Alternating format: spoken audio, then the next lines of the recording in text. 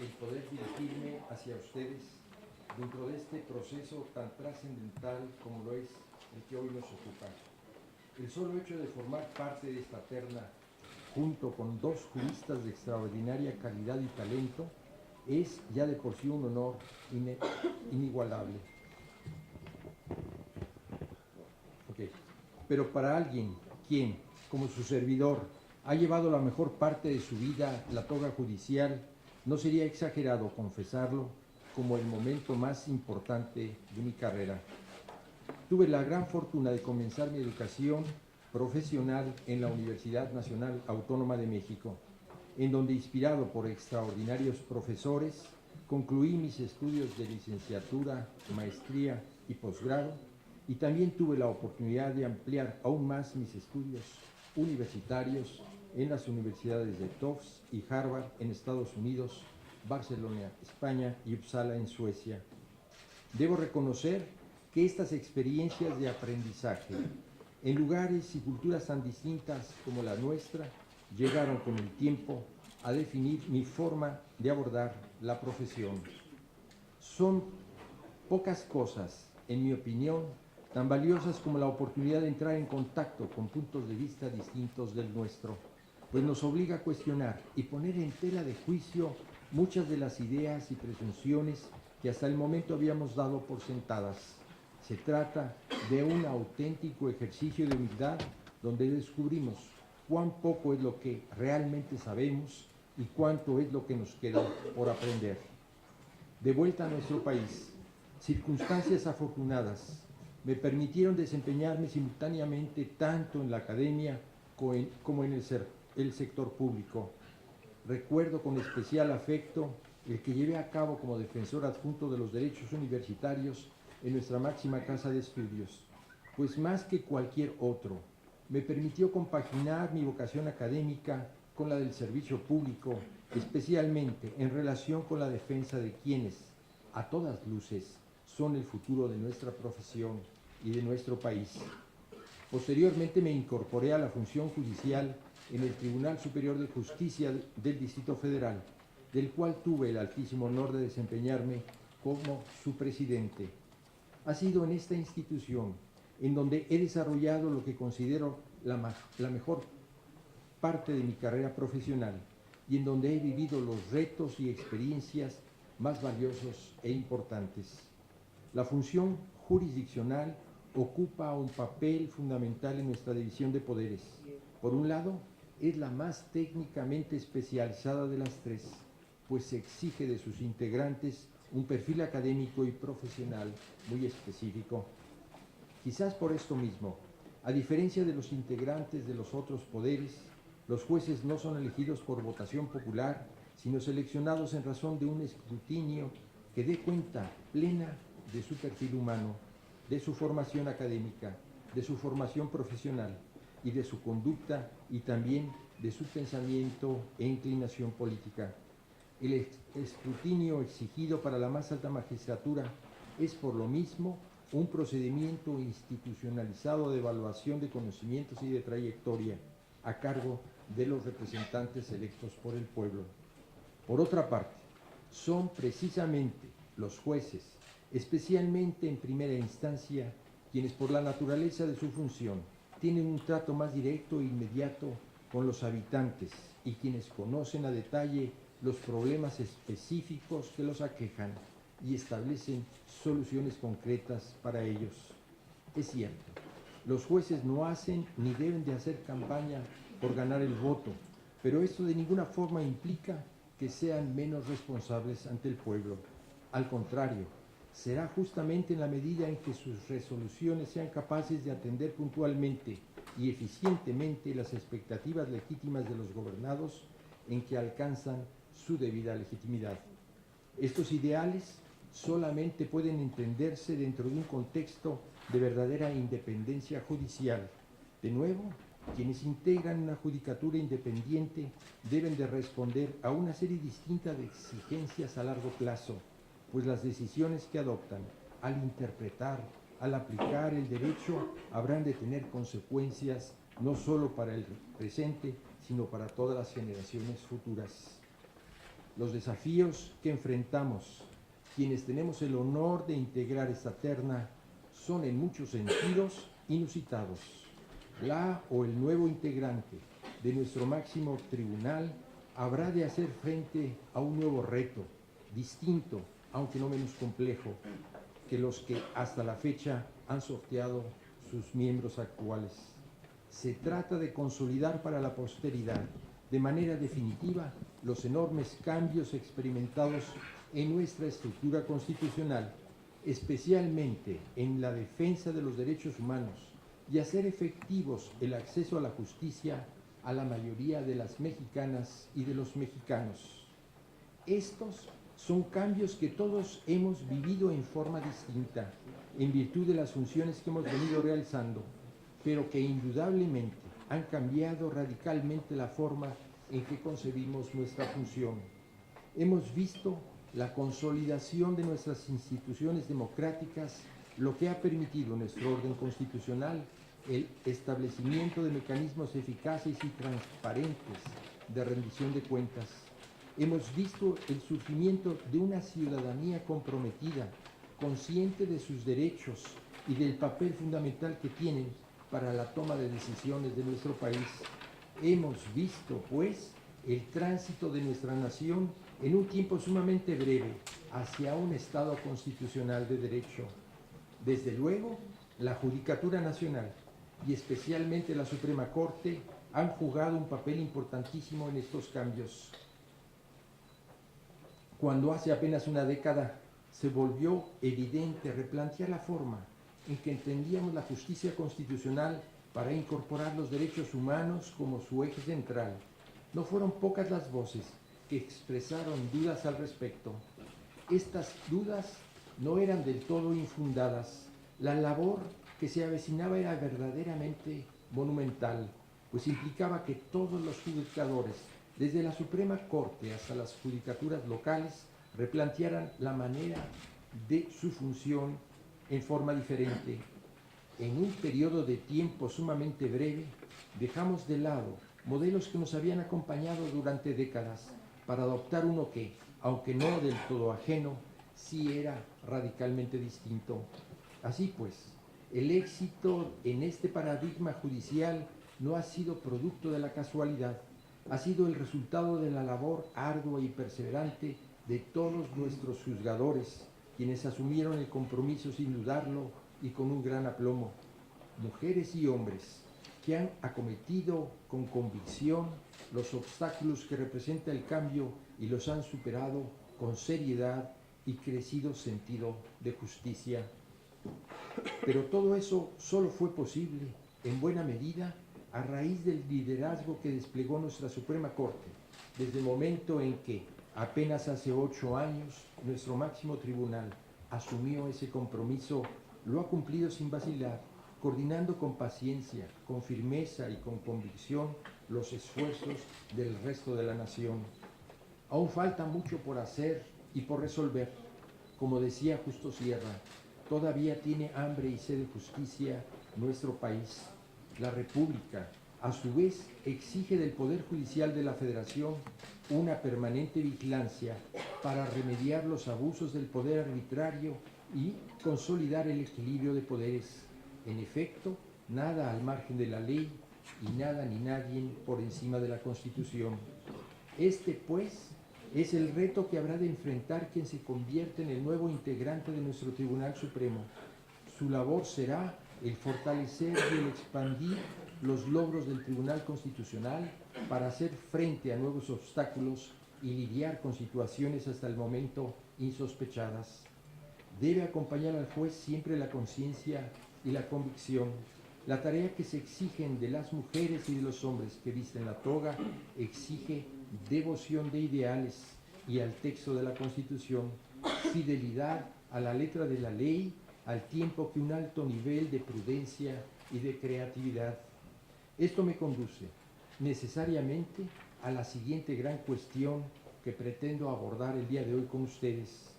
¿Qué es lo que define a un buen juez? Y más concretamente, ¿qué es lo que define a un buen juez constitucional? Estas son preguntas que han acompañado durante siglos a la profesión jurídica sin que jamás se haya dado una respuesta definitiva o una respuesta absoluta. No obstante, es necesario que quienes asumimos esa función tengamos, cuando menos, una idea de cómo responderla. Con respecto a la primera, me permito remitirles a las palabras de un antiguo jurista, quien señaló que más allá del dominio técnico del derecho, la calidad de un juez debe de medirse necesariamente en una escala humana. Aunque un conocimiento profundo o erudito de la ciencia jurídica es, por supuesto, requisito indispensable para quien pretenda desempeñar leal y competentemente la función judicial, estoy convencido de que es en la calidad humana en donde se decanta la distinción entre un buen juzgador y uno realmente grande. Para esto, al ponderar la posible solución ante un caso concreto, el juez debe hacer dos preguntas esenciales. La primera es, ¿cómo afectará esta resolución a las partes involucradas? El juez jamás debe de olvidar que su labor implica atender a personas reales, a personas de carne y hueso, con expectativas y proyectos de vida propios, los cuales indubitablemente se verán afectados, para bien o para mal.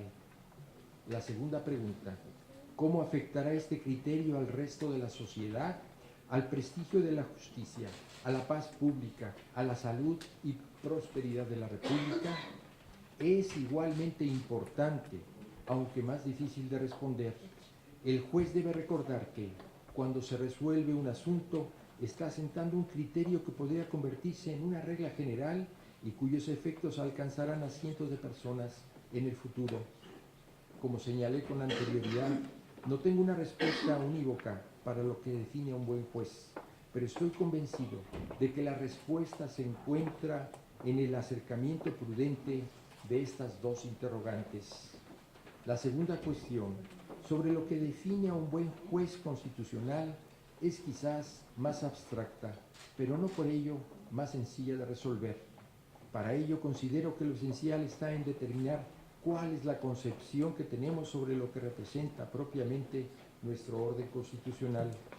Esta visión, aunque puede ser válida en un contexto académico, pasa por alto el verdadero contenido y esencia de nuestra norma fundamental. En su momento, el ministro José Ramón Cosío señaló con gran acierto que debemos admitir que las normas que componen a este texto no son neutras, sino que constituyen decisiones específicas sobre el modo en que los mexicanos queremos conducir nuestros destinos. Nuestro orden constitucional, pues, implica una serie de principios, implica una serie de valores y aspiraciones del pueblo mexicano, las cuales han recorrido un largo camino desde su inserción hace más de un siglo hasta la fecha, en donde se han incorporado todo un catálogo de nuevos derechos humanos de origen internacional. Así, el juzgador constitucional no puede operar en el vacío, sino que está obligado a adoptar como referencia última y obligatoria el espíritu inherente a los ideales y aspiraciones plasmados en el cuerpo constitucional. Es por esto que puedo afirmar con convicción que un verdadero juez constitucional no puede esconderse detrás de un tecnicismo para negar justicia, como tampoco puede, valiéndose de recursos retóricos, imponer su visión política particular a un caso determinado. Nuestra justicia constitucional tiene, por supuesto, una importante dimensión política, pero su fundamento solamente puede encontrarse en la propia voluntad del pueblo, en quien reside la soberanía y cuya voluntad y aspiraciones se encuentra plasmada en los derechos fundamentales. En este entendido, corresponde a la Suprema Corte convertirse en guardián último de nuestro orden constitucional y, por lo tanto, de nuestra democracia. Señoras senadoras y señores senadores, nuestra vida nacional atraviesa desde hace varios años por un momento único y al mismo tiempo crítico en su historia. En este siglo, el pueblo mexicano ha asumido como nunca en un papel central para decidir su destino. la consolidación de nuestro orden constitucional ha significado pasos importantes en el eterno anhelo de nuestra nación, el de convertirnos en un país de instituciones, donde todas las mujeres y todos los hombres, sin importar raza, credo o condición económica, puedan gozar de las mismas libertades e igualdades. Sin embargo, aún queda un enorme trecho por alcanzar la nación incluyente, donde seamos capaces de articular y valorar las diferencias que nos definen como individuos, pero nos fortalecen como comunidad. En este momento crítico, Estado y sociedad mexicana enfrentan retos que exigen seriedad y patriotismo. Para superarlos debemos abrazar el camino como una oportunidad y no como un peligro. Los graves desafíos de nuestro tiempo se alzan en oportunidades para ensanchar nuestras libertades y cerrar nuestras desigualdades. Para afrontar este gran reto es imperativo un replanteamiento de la función judicial, dejar a un lado esquemas excesivamente tecnificados y por lo mismo poco transparentes para abrir paso a un modelo incluyente que sea capaz de percibir de manera empática las necesidades de nuestros justiciables y a la vez de comunicar de manera clara el sentido y el alcance de las resoluciones que a los ciudadanos a los que se les sirve. La legitimidad del Poder Judicial, cuyos miembros no han sido elegidos directamente por el pueblo, deriva necesariamente de su capacidad para generar consensos y aceptación por medio de sus resoluciones. Esta dimensión incluyente forma, en mi concepto, la piedra angular de lo que podríamos definir como una política judicial, entendida como el plan de acción institucional que emprenden los tribunales y especialmente la Suprema Corte para contribuir al debate nacional e impactar en la vida sociopolítica de la nación. El ejercicio de esta función es probablemente la dimensión más delicada y sensible de la función judicial, pues sus implicaciones y ramificaciones tienen el potencial para efectuar cambios profundos e irreversibles en la sociedad mexicana. En este sentido, es necesario subrayar que la política judicial, como la hemos definido, no implica lo que comúnmente suele concebirse bajo el concepto de politización de la judicatura, aunque es innegable que, como depositarios de uno de los tres poderes, los jueces son, en el sentido más amplio de la palabra, actores políticos, y sería un grave error pensar que operan en el desempeño de su función bajo los mismos incentivos que los integrantes de los otros dos poderes. A diferencia de los funcionarios electos, cuyo compromiso directo es con sus electores, el marco de referencia de un juez es necesariamente más amplio y los fundamentos esenciales de su consideración son, en consecuencia, más diversos. Estos fundamentos pueden y deben buscarse en una enorme variedad de fuentes. La función exige del buen juez un proceder más reflexivo, más deliberado, pues su deber es contemplar un sinnúmero de perspectivas distintas. Esta labor facilitada entre otras cosas por los recientes avances de las tecnologías de la información, que permite y hasta cierto punto obliga al juez del siglo XXI a comprometerse con un empeño que, por su propia naturaleza, es abiertamente interdisciplinario. Señoras y señores, me permito una vez más reiterar el honor que representa para mí encontrarme frente a ustedes y formar parte de un proceso de tan enorme importancia para la República. Tengo el privilegio de integrar una terna compuesta, además, por dos juristas extraordinarias, cuya trayectoria habla por sí misma. Es por ello que tengo la confianza absoluta de que, sea cual sea su decisión, el resultado de este proceso será un triunfo en el proceso de consolidación de nuestras instituciones republicanas. En este sentido, no me queda más que agradecerles su tiempo y su paciencia, esperando que mis palabras el día de hoy hayan cumplido sus expectativas. Muchas gracias, senadoras, muchas gracias, senadores, por escucharme.